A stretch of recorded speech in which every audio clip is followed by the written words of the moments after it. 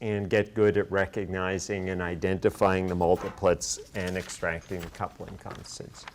So the things that we're talking about and the question that was raised, is that coupling really 700 hertz? What makes it 700 hertz? So let's talk about factors that J depends upon. And I've tried to sort of group out maybe 5 factors and give us some points. So let's say one is the magnetogyric ratios of the nuclei involved.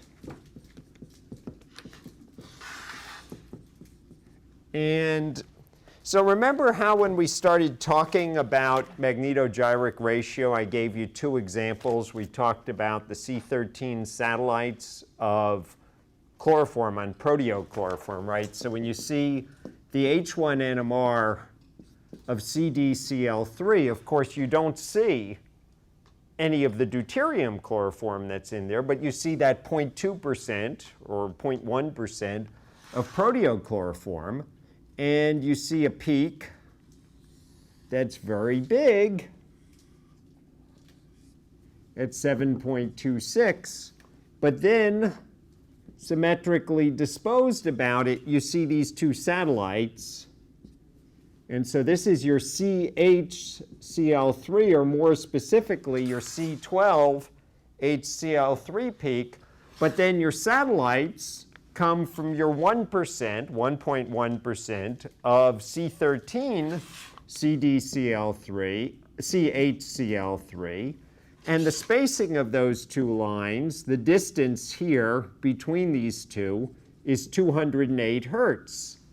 And that distance happens to be 1.6, is 1/6, is 1 over 6.5, the distance that we see in the C13 NMR of CdCl3, right? In CdCl3, you do indeed see the C13, the 1% C13, and you see this 1-to-1-to-1 triplet centered at 77 ppm, and the distance between the lines here is 32 hertz. And that ratio of 208 to 32 is equal to 1 over 6.5, which is the magnetogyric ratio of proton over the magnetogyric ratio of a deuteron. Meaning that when everything else is equal, if you have a magnetogyric ratio, a nucleus with a magnetogyric ratio that's big, you get big coupling. If you have a nucleus with a magnetogyric ratio that's small, you get small coupling. For heteronuclei, we said that fluorine, for example, has a big magnetogyric ratio. So fluorine's going to have big coupling. We said that carbon has a relatively small magnetogyric ratio. So carbon in general is going to have small coupling. So the gamma of the nuclei is important. The number of bonds. So generally, we see coupling through 1 or 2 or 3 bonds, sometimes 4 or 5, that's called long-range coupling. So if we have some system, W, X, Y, Z, and we look at if we're talking about coupling through 1 bond, coupling through 2 bonds, or coupling through 3 bonds, and I need to make some wildly generalizations, I could say our J1s are on the order, and you can just sort of look at the appendix I handed out. And if you want to keep a number in your head, I'd say, let's say 30 to 300 hertz. Kind of 1 bond couplings are big. They're on the order of 100 hertz, give or take, a factor of half a log unit. We saw you can have a 700 hertz coupling in the phosphorus, but generally, yeah, like 100 hertz would be a good number to keep in mind. J2s are generally on the order of 0 to 20 hertz, and again, I'll give you examples that fall out of there, but if you want to keep a number in mind, 10 hertz, 20 hertz, something like that. And J3s are generally on the order of 0 to 20 hertz. So in other words, 1-bond coupling is huge, 2-bond coupling, 3-bond coupling is smaller. All right, other factors involved. Geometry. Particularly in 3-bond couplings, where good overlap leads to big coupling.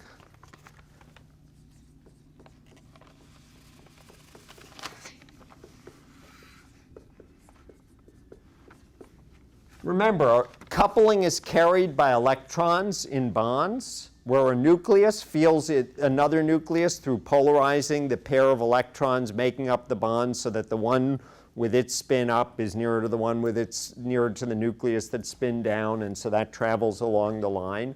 And if you have good orbital overlap, for example, an anti-periplanar relationship or syn-periplanar relationship, you'll have a big coupling constant. If you have bad overlap, for example, a 90-degree dihedral angle, you'll have essentially no coupling constant, zero coupling constant. And if you're sort of at a low angle, like a gauche angle, something close to 90 degrees, 60 or 120, you have still relatively poor overlap, so your coupling constants are small. That was what we were talking about the other day with cyclohexane, where I said, yeah, for an axial coupling on the order of 10 hertz, 8 to 10 hertz. For axial equatorial, so that's axial-axial. For axial equatorial or equatorial-equatorial, where your dihedral angle is about 60 degrees, yeah, 2 or 3 hertz. All right, so geometry also matters. Hybridization.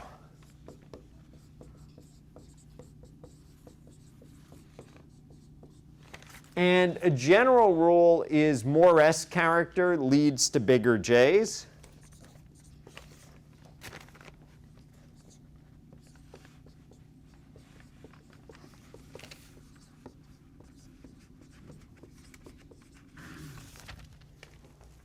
And other factors, electronegativity.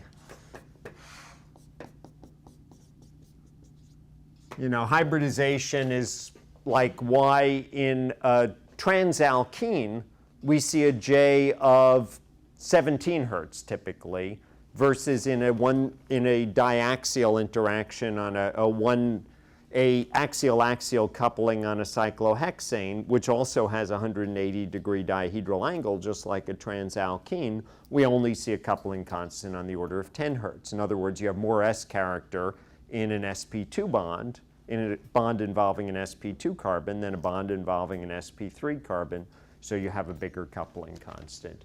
So another factor, let's say, I'll just say other factors such as electronegativity.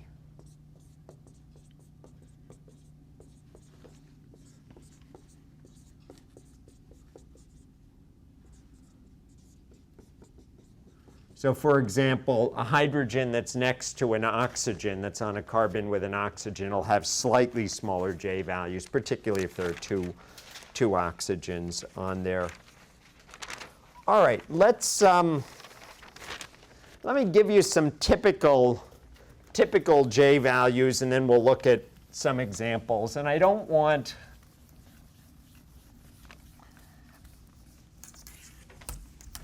us to have these sort of generalizations that I just put up are pretty useful, but unless you're doing a project with particular nuclei, you may not end up keeping all the numbers in your head. But let's just look at sort of some typical examples, and these are actually in the appendix here. So let's take a look at a fluoroalkane. So your J2HF,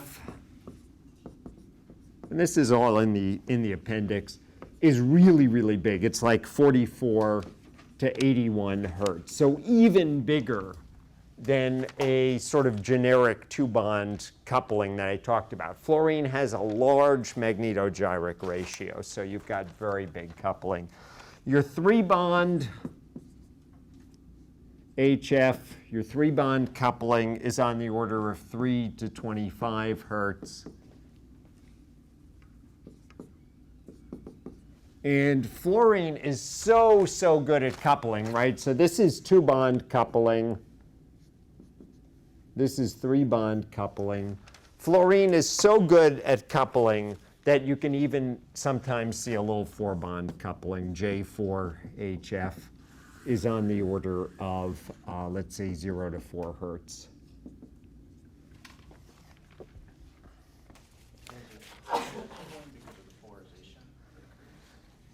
Part of it's the polarization, but part of it is the orbitals that fluorine is using in bonding. So if you have a hydrogen, right, we talked about 2-bond and 3-bond HH coupling, right? So a typical 2-bond HH coupling might be, I said 14 hertz sort of in an unperturbed system. And a typical 3-bond HH coupling, I said let's use 7 hertz as a typical number. So that hydrogen is contributing a 1s orbital. But the fluorine is going to be contributing orbitals that are going out further because it's using the second shell in coupling. So we're in the 2, sp3 technically. So your coupling is going to be bigger with fluorine. So I don't think it's just, it probably involves some yeah, actually, it would involve electronegativity as well because it is going to be pulling those electrons in really tight, and that's going to give more interaction of the nuclei with the electrons. So yeah, I guess it's both of those. Other questions or thoughts on this?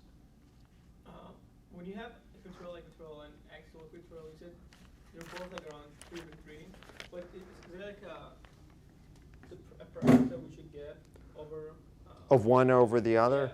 Yeah. No, I mean, think about your Newman projection of a perfect chair cyclohexane. A perfect chair cyclohexane, if I draw it as a Newman projection,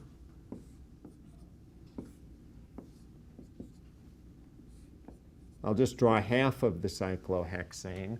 So this is axial, this is axial, this is equatorial, this is equatorial, and in a perfect chair cyclohexane, this dihedral angle is 60 degrees, this dihedral angle is 60 degrees, and this dihedral is 60 degrees. So it really should be about the same unless you flatten the ring out or do something to perturb it. So since the magnetogyric ratio of fluorine is so high, do you ever see, say, intermolecular coupling between, say? Okay. Do you ever see coupling that's essentially through space?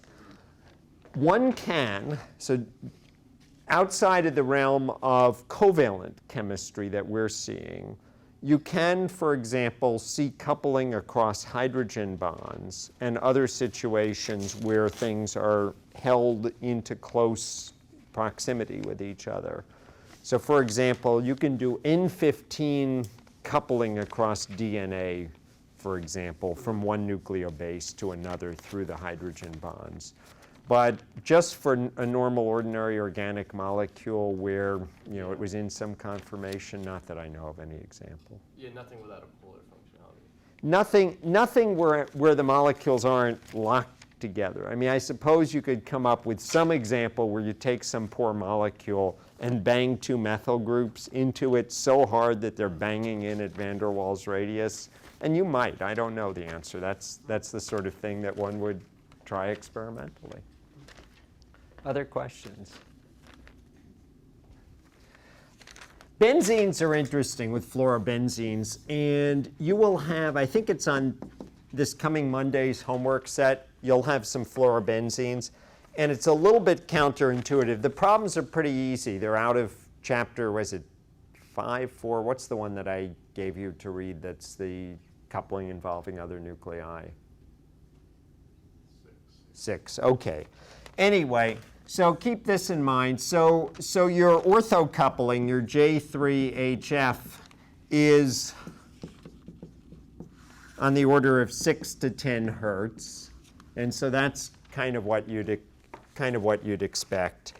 And what's sort of surprising, I mean, in the case of hydrogens, you have metacoupling, but it's usually on the order of a couple of hertz, 2 or 3 hertz, 1 to 3 hertz.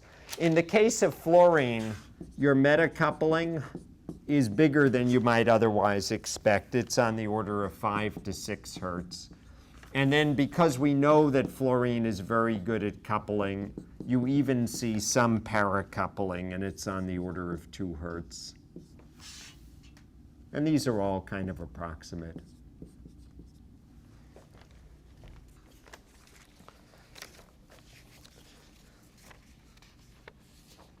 Yeah, I mean, the good news on all of this, that Appendix F is just such a treasure trove. And so the good news is Appendix F puts a lot of these data right at your fingertips. And the only reason I'm talking about this is because I think hearing it once is sort of helping you see where to look it up and so forth. Let me just point out also the numbers that I had given you before and just put this into some context. So when we started talking about NMR and spin-active nuclei, I mentioned the magnetogyric ratios, and just let me put those up here again. Magnetogyric ratio for a proton is big. Magnetogyric ratio for a fluorine is big. The magnetogyric ratio for phosphorus 31, I guess I'll even put up F19 and H1 is 10,840, and the magnetogyric ratio for C13 is 6,728. So let me tell you what I was talking about when I was saying you can correlate things roughly with magnetogyric ratios. So for example, JCF, J1CF is pretty darn big. It's at the high end of what you would typically expect for couplings. It's on the order of 200 to 300 Hertz. J2CF is also pretty big. It's at the order of 20 to 40 Hertz. And J3CF is on the order of 10 Hertz. And then phosphorus, as was already pointed out, 1-bond phosphorus hydrogen coupling is huge. It's on the order of 700 Hertz. 2-bond pH coupling is on the order of 10 Hertz. And 3-bond pH coupling is on the order of 20 Hertz. Certainly, these aren't numbers to keep in your head. Oops. These aren't numbers to keep in your head. These are just sort of numbers to have seen once.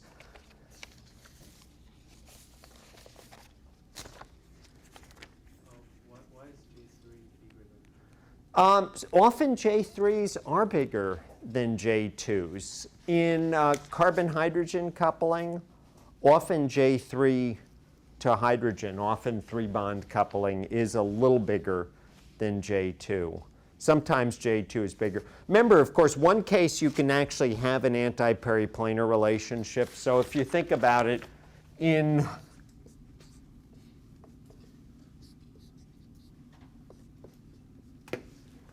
J2, in J3, you can get a nice zigzag relationship. In J2, you've got different relationship. These electrons aren't as directly overlapped. And J2 often depends on hybridization and geometry. I mean, a striking example. So you look at alkenes, right? And this coupling is on the order of 0 to 2 Hertz, the geminal coupling.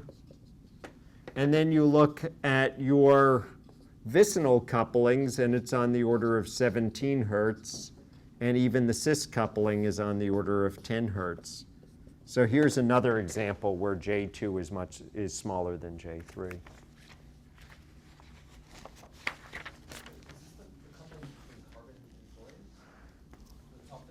These ones, yeah, carbon fluorine. So we've now just had this tremendous traipse through all of these weird and wild couplings, and sort of in the abstract, in the sense I've listed some numbers.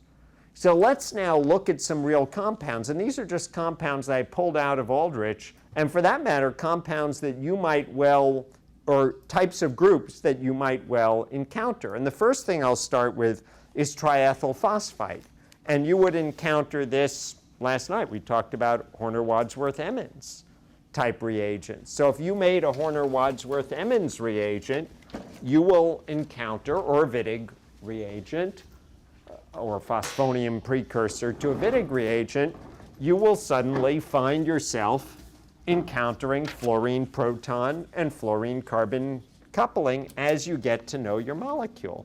So let's take a look at an example. And I love these Aldrich spectra because you can just pull all sorts of spectra out and say, all right, what would I get? So I pulled this out of www.sial.com,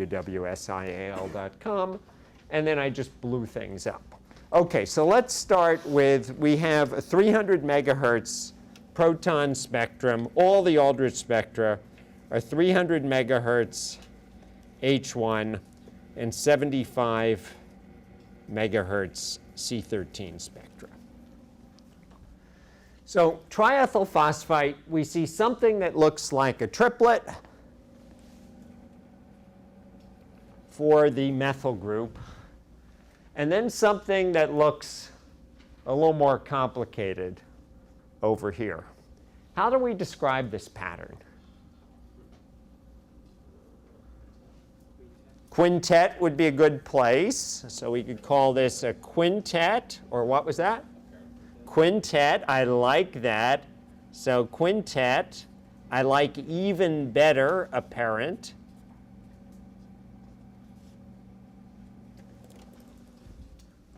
Because I've taken this peak, and I picked it up and blown it up here. And what do we see? Little shoulders. So we know it's not a perfect quintet. We don't have four couplings that are exactly the same. Can we recognize a pattern hiding under here? Triplet of triplets. Now, doublet of quartets. Watch this. So doublet of quartets is a pair of quartets. 1, 3, 3, 1 for this shoulder. And then here for this shoulder, 1, 3, 3, 1. Do you see that? 1, 3, 3, 1, 1, 3, 3, 1. So it's a doublet of quintets. Quartets, I'm sorry.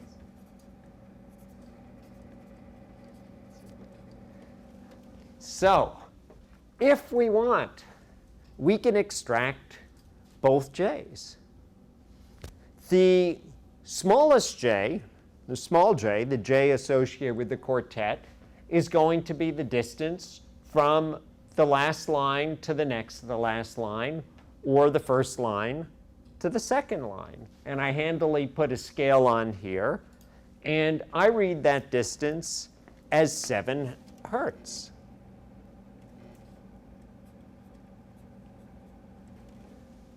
And the big J is going to be the distance from this line to from the first line, the second from the last line to the last line, or from the first line to the third line. And I can't exactly read where that line is, but it looks like it's about 1 hertz more than here. So let's call that 8 hertz. So we could characterize this as a DQ, use Q for quartet, quint for quintet, J equals 8, 7 hertz.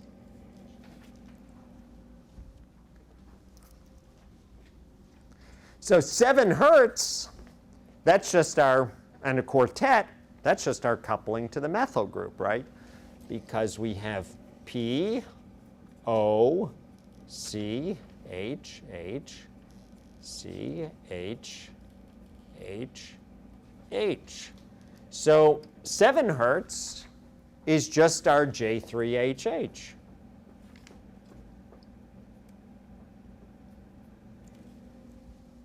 And 8 hertz is our J3 pH through 1, 2, 3 bonds.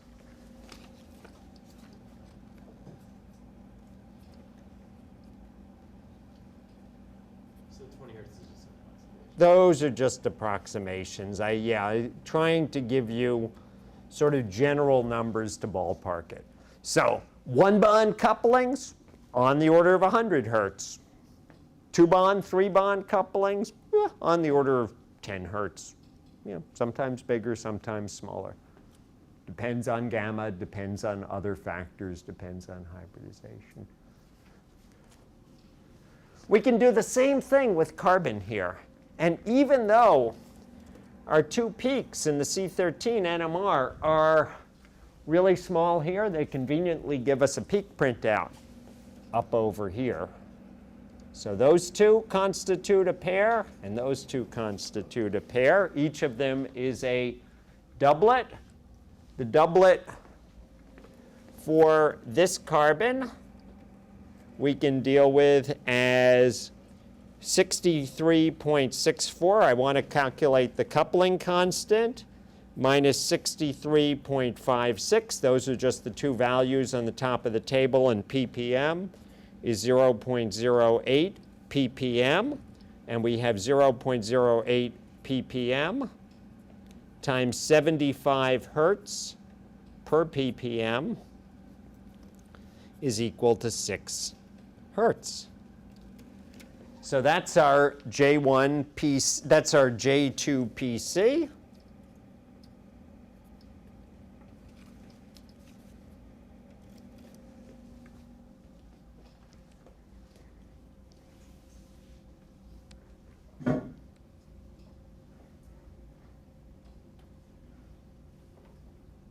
And we can figure out our J3 PC from this other one.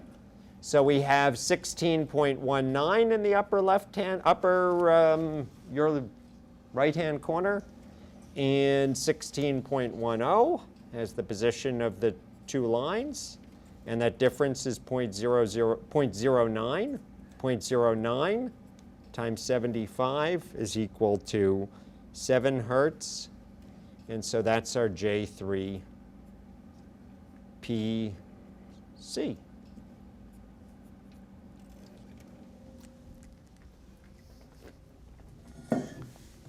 Thoughts, questions? Can you point how you got the doublet again? In the carbon NMR. So in the upper right-hand corner, they list the 2 line positions. They're Sorry, no, I meant against the proton NMR. in the proton NMR. You mean how we see the doublet? Yeah. So, okay, I can't do this well with my hands because my hands aren't in 1:3 to 3:1 ratio. But, okay, imagine my hand is a quartet. And if we have, so the distance between my hands is the big J. And if the distance was 1 finger's worth, we would see a perfect quintet. Oops. This is a bad, oh, I've got a thumb there. Okay, if it were one, I got to get rid of my thumbs, chop them off. Okay, if it were 1 finger's worth, we would have 7 hertz spacing between the fingers, and then it would be split into 5 lines, all equally spaced at 7 hertz apart.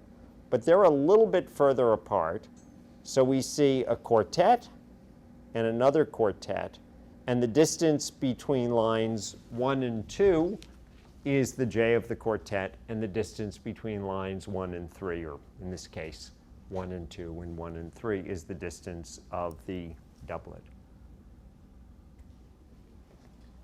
Why is the middle peak is very slanted compared to the other 2? Interesting question. So do you notice these little jaggies right on the edge of the peak? Do you see how the peaks aren't smooth? So remember I was talking about digital resolution. So you take a spectrum that's, let's say, 16,000 points wide, and you have those 16,000 points over a spectral width that's, let's say, 4,000 hertz here. And so your digital resolution is 1/4 of a hertz. So you think of your spectrum as a smooth curve, but what it really is a series of points that have been splined together. And because we may be missing a point right on top of the peak, you end up with something not looking completely symmetrical. And that's just an artifact. That's just an artifact of this. As a matter of fact, I would say if I went and told the spectrometer by increasing the acquisition time, told it to have more digital resolution, we would probably see something that was better resolved. You just type in, there are two ways. So you type in number of points and you make the number bigger, or you make the acquisition time longer. And the number of points in the acquisition time and the spectral width are all intimately linked. So you can basically collect data for 5 seconds instead of 3 seconds to increase your number of points, or you can tell it more points. Confused the 3JHH. Where is that referring to? So that would be the J between the methylene and the methyl group. Oh, okay. So let's take a look at a fluorine NMR, or rather a fluorinated compound, and maybe I'll just show you some highlights. So I grabbed from Aldrich the spectrum of fluoropentane, and so let me just write out the structure here, just so you can see it. All right, what do we call that? It's a doublet of triplets.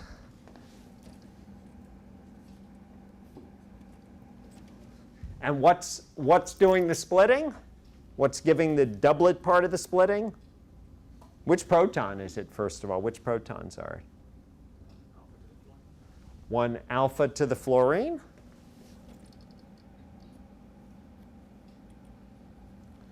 And so this is giving a 2-bond JHF. And what else is giving the splitting? The methylene. So we have this methylene is coupled to the adjacent methylene, and so that's giving the triplet part of the splitting. And you can read off the 2-bond JHF. What value do we get here? Yeah, somewhere around 48, 47. So your 2-bond coupling, I think I got 47.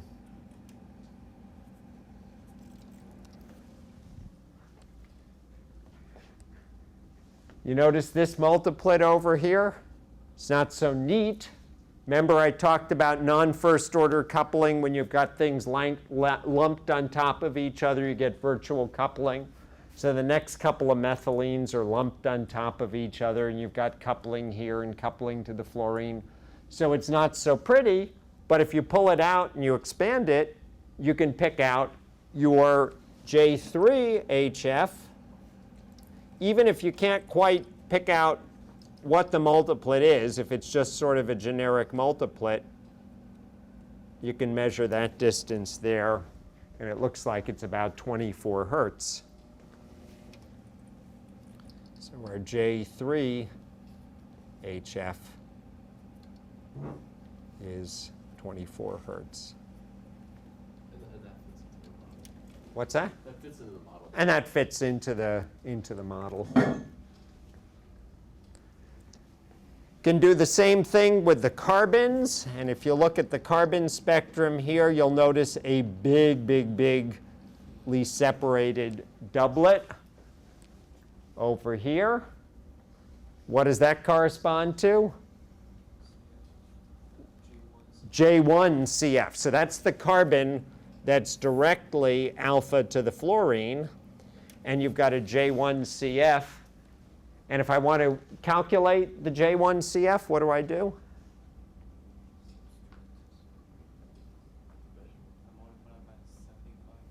And what numbers do I subtract to multiply? 85 minus 83, or more specifically, 85.26 minus 83.5. 0.09 times 75, and that gives us 167 hertz.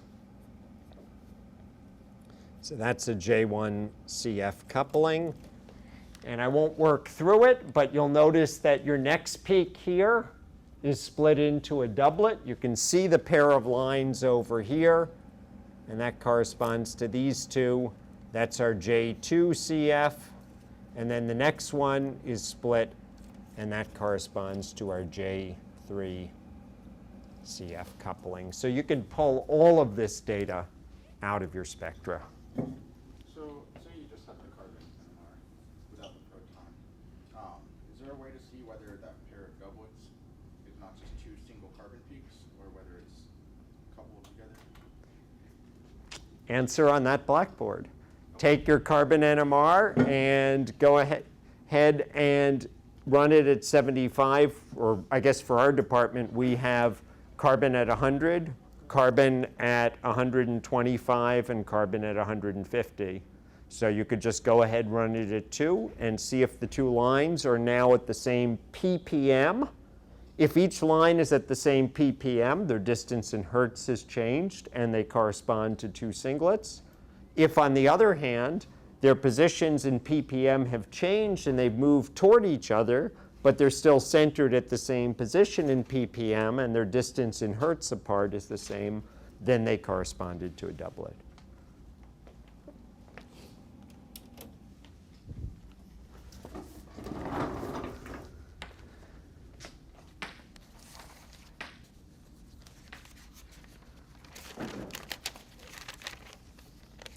All right, let's have some fun with carbon-carbon and carbon-hydrogen coupling now.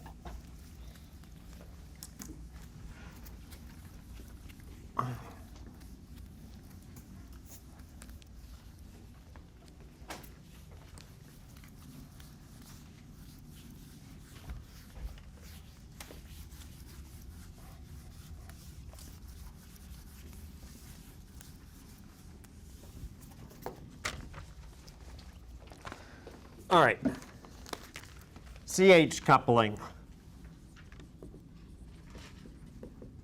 So sp3, so I'm talking right now about one bond coupling. We'll start with one bond CH coupling. One bond CH coupling is important because all of your heteronuclear techniques and your depth technique rely on carbon-hydrogen coupling, one bond, or in some cases, two bond and three bond coupling.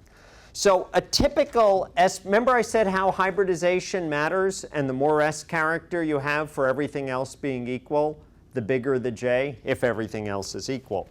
All right, so typical J1CH for an sp3 carbon is about 125 hertz. So for example, if you look at ethane, your value is 124.9 hertz.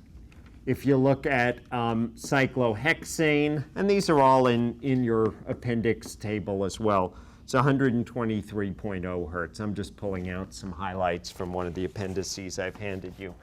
sp2, more S character. 25% S character in sp3, 33% in sp2, and so your J1CH goes up proportionally. It's about 160 hertz. So you look at ethylene, and it's 156 hertz, 156.2 hertz, and these are all in one of the appendices that I've passed out to you. You look at benzene, it's 159.0 hertz. All right. Now, where else does this become interesting? Where else does it become important? Yeah. So this is for, we don't usually see this in the C13 because we take a decoupled one. Beautiful. Yes. So C13 NMR, you will invariably run it proton decoupled, so you won't see proton coupling. And yet, you will still see people use the term to refer to a depth spectrum where methylene is referred to as T for a triplet. And there's history there. And the history is that before they had depth and other techniques, they would run what's called off-resonance decoupling, partial decoupling.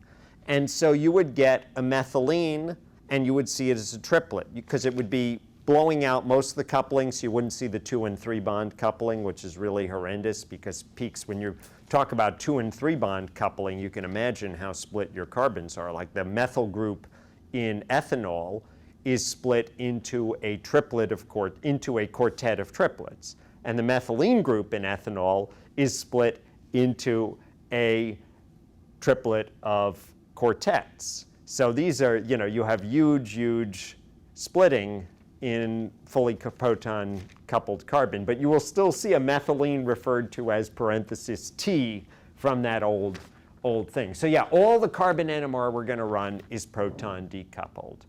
You do see, remember I said in your C13 satellites, of course, you see the reverse because you're not carbon decoupling when you're running a proton NMR, and for the most part it doesn't matter because 99% of your carbon is carbon-12.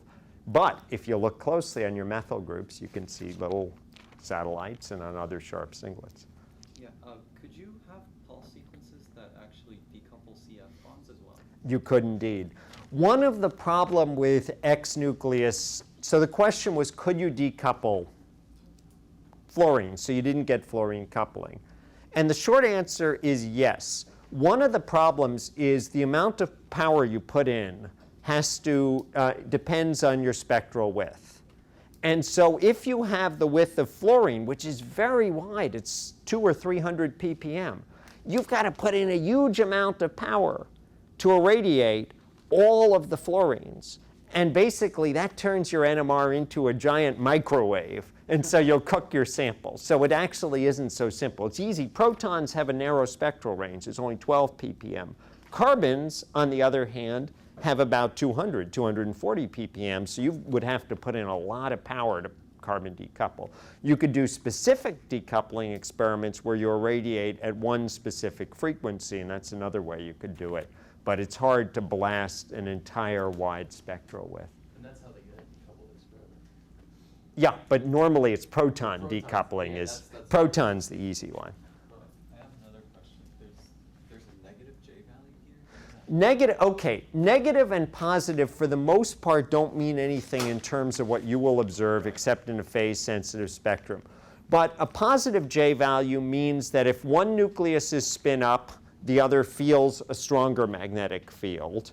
The other, but because you're going through electrons and you're polarizing the electrons in the first bond, which are polarizing the electrons in the second bond, you may end up with polarization so that if one nucleus is spin up, you end up with the other feeling a weaker magnetic field. So that's what a negative J value means. But in terms of the doublet, you'll see the same doublet. All right, let's try a little bit more, and then I want to show you one really cool example. All right, it kind of makes sense that if you start to change the amount of S character in the CH bonds, you're going to end up changing the coupling constant. So for example, if you go to cyclobutane, you use more p orbitals in making the carbon-carbon bond framework. You use more p characters, so you have more S character for the CH bonds. So your J1CH is bigger. So your J1CH for cyclobutane is 134 hertz instead of 125 hertz. For cyclopropane, your J1CH is 161 hertz. All right, so this is sp3 and sp2. Now you come to sp though, and things end up really tricky. So sp, your J1CH, now you have twice as much S character. Your J1CH is twice as big as an sp3. It's 250 hertz. Now that's tricky because a lot of the experiments you do depend upon using an average value. So when you do a depth experiment, there's a delay in there that corresponds to the to 1 over the J1CH coupling. That's how it ends up working and picking out whether something's a methylene or a methyne. We'll talk more about it when we talk about complex pulse sequences. But if the J value is twice as big, everything can get mixed up. The practical implications are that acetylenes in depth, so for example, anything where you have a methine on acetylene may be completely messed up.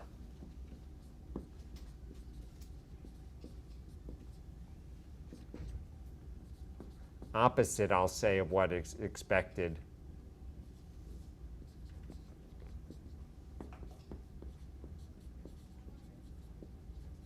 So I'll say depth, and later on we're going to talk about HMQC.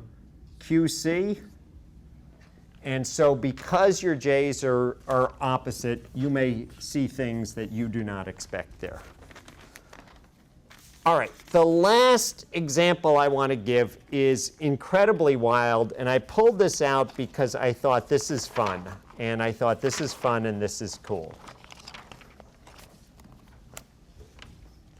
Because it gives us every sort of heteronuclear coupling you could imagine, and all sorts of bond coupling. And I found this in that Aldrich collection of spectra, and I thought, hey, we gotta take a look at this because it's fun and it's cool. All right. So this is an isotopically labeled Horner-Wadsworth-Emmons reagent. It would be something that if you wanted to do an isotopic labeling experiment and put C13 into your molecule in specific places, you could put it in. But it's got an absolutely funky proton and carbon spectrum. So just to orient ourselves, remember the Horner-Wadsworth-Emmons reagent is a phosphonate ester, and you have a regular ester in the typical Horner-Wadsworth-Emmons ester.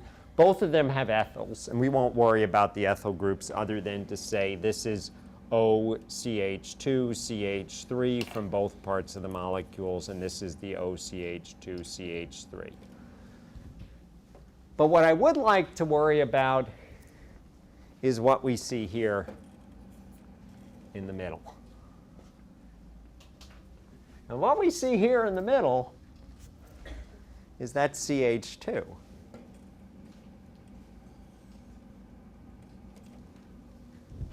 Let's think about what's going on here. So that CH2 is being split.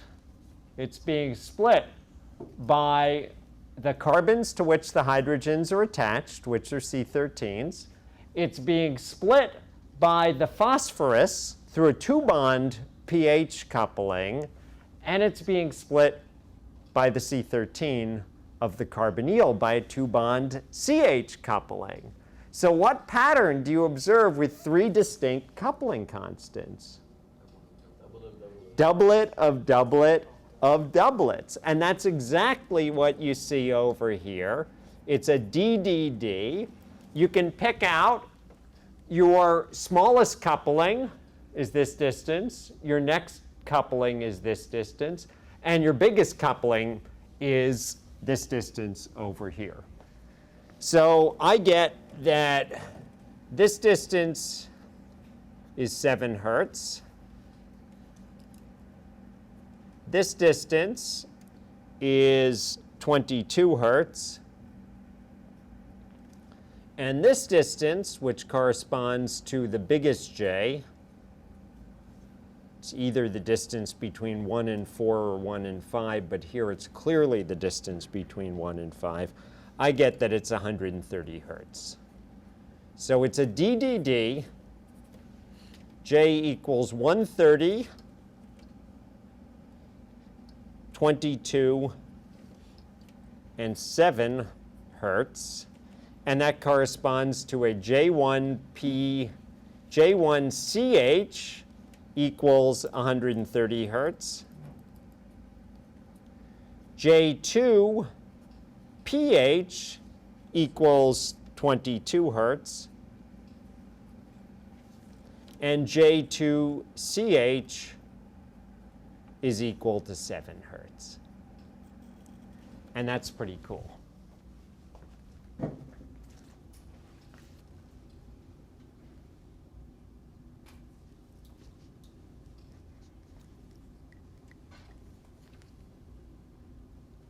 Now, there's even more cool stuff embedded in this if you look at the C13 NMR. Remember, this thing is isotopically labeled, so most of the carbons are present only at 1% abundance, but then that central methylene and the carbonyl are present at 100% or 99% isotopic abundance.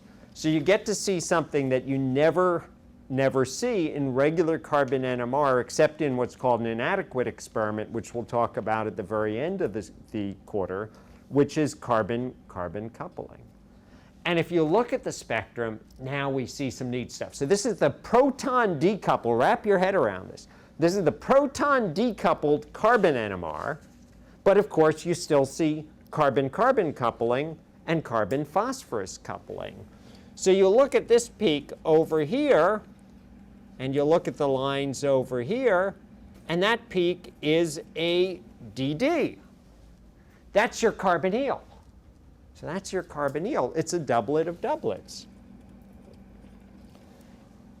And doing the same thing we did before of taking 1 minus 2 and 1 minus 3, we can extract our J values. So our DD here for the carbonyl ends up being J is equal to, let's see, I get 59 hertz,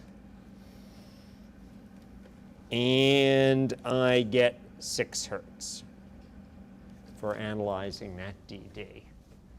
And if I do the same thing for this carbon here, and I look at this carbon, and we can see it over here as this very, very, very, very nice, very pretty doublet of doublets for the CH2. And I do the same thing here, and I get 134 hertz, and I get 59 hertz.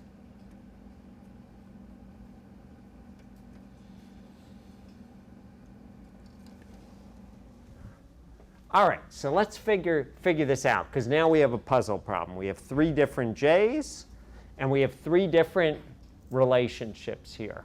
What does the 59 hertz have to correspond to?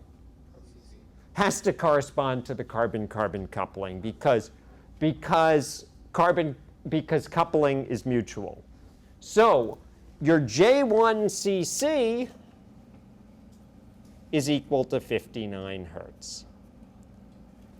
Now, this guy is a doublet of doublets with 59 hertz and 6 hertz. So what does the 6 hertz correspond to? 2-bond phosphorus carboplatin coupling. So your J2 PC is equal to 6 hertz. And the last coupling we observe is 134 hertz. What's the 100 for the methylene here? What's that coupling? The 130.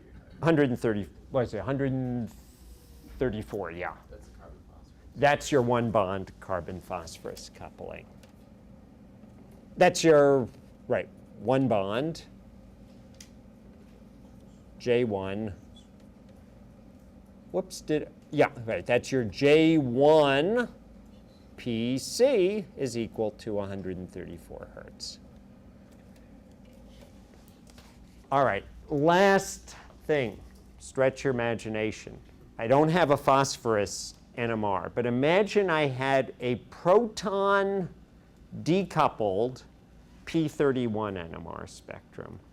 What would the peak for phosphorus look like? 1 peak? Everyone agree? A 1 peak. But what its splitting pattern? Splitting pattern. What would its splitting pattern be? A doublet of doublets. And what would the J's be? JPC1. 6 and 134. So if we took a proton decoupled phosphorus NMR, you'd expect to see a pattern that looks, what is this, Richard Nixon here? Pattern that looks like this, a doublet of doublets with a really big J for the one bond coupling and a much smaller pattern for the two bond PC coupling. All right, well, I think I've taken enough of your time today. So that sort of wraps up, and that'll set you in good stead to attack this next homework set that has all sorts of cool coupling stuff. You had a question?